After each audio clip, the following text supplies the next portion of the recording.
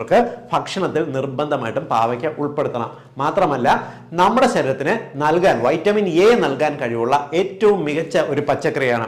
നമ്മൾ ഒരു കപ്പ് പാവയ്ക്ക എടുത്തു കഴിഞ്ഞാൽ അതിനകത്ത് ഏകദേശം നമ്മുടെ ശരീരത്തിന് ആവശ്യമുള്ളതിൻ്റെ 44 മുതൽ 45% വരെ വൈറ്റമിൻ എ അടങ്ങിയിട്ടുണ്ട്. കൂടാതെ 46% വൈറ്റമിൻ സിയും അടങ്ങിയിട്ടുണ്ട്. അതായത് വൈറ്റമിൻ സിയുടെ ഗുണങ്ങൾ നിങ്ങൾക്കറിയാമല്ലോ, നമ്മുടെ രോഗപ്രതിരോധ ശേഷിക്ക് ഏറ്റവും പ്രധാനമാണ്.